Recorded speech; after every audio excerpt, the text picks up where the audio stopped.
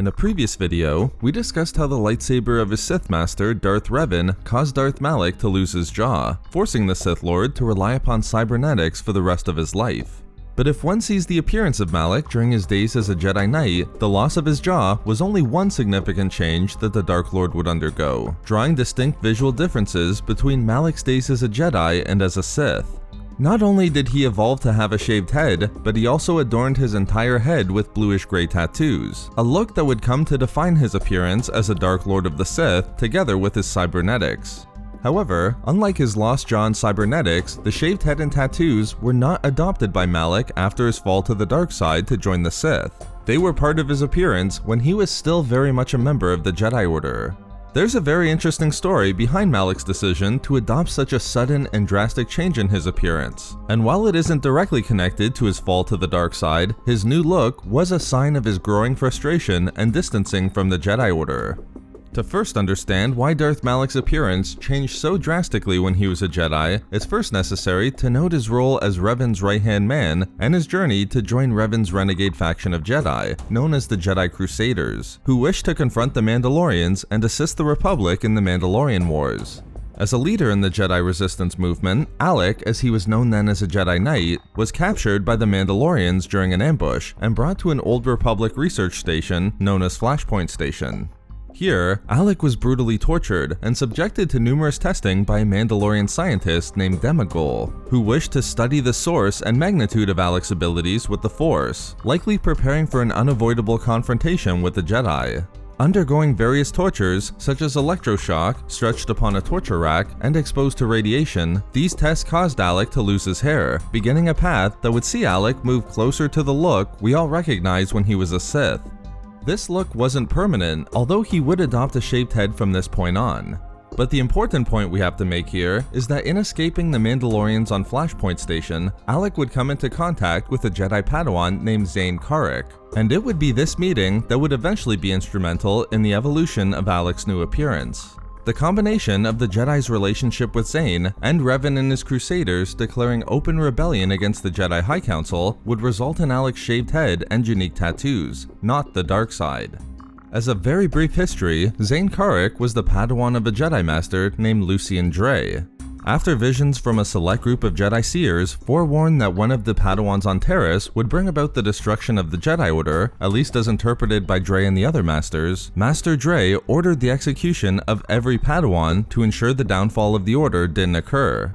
However, although the execution was carried out at a false knighting ceremony, Dre's Padawan Zane was the sole survivor. After Zane rescued Alek at Flashpoint Station, and the Padawan massacre being blamed solely on him, he enlisted the help of the Jedi Knight in clearing his name and bringing Lucian Dre to justice. For Alek, there was only one problem. Dre had just been named to the Jedi High Council, and under the guise of ensuring the Order focused on preventing the return of the Sith, what he called the Jedi Order's true mission, Dre passed a motion that went after the Jedi Revan and Alek, and the Jedi Crusaders that followed them. Claiming Republic intelligence proved the Mandalorians were no longer a true threat to the Republic, and that the intervention by Revan and the Crusaders was misguided, Dre's motion ordered a recall of every Crusader, and if necessary, their detention in promoting warfare across the galaxy.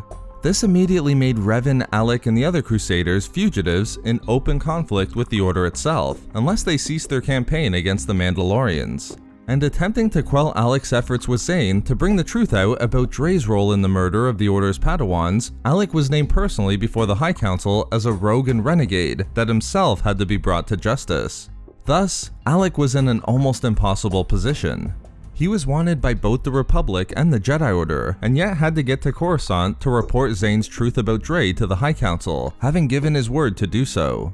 It was his attempt to get to Coruscant while hiding his true identity as the Jedi Alek that required him to change his appearance so drastically.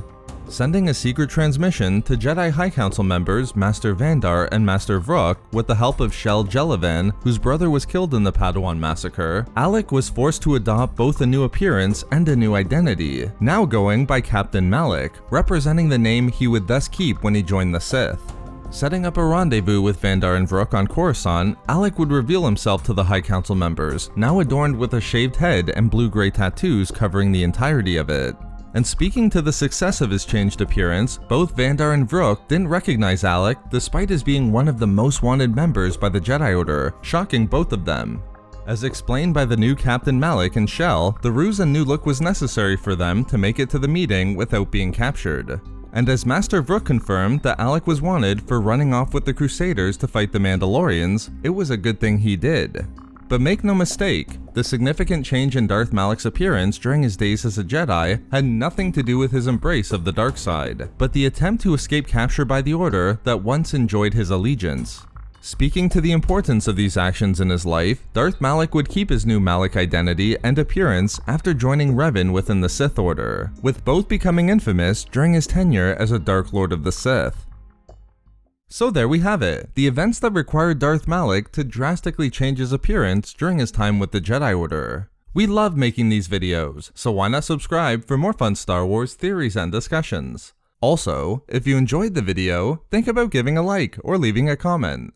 Or perhaps follow us on Twitter at SW Reading Club for updates regarding the channel. Or support the channel through Patreon for access to exclusive rewards and discussions.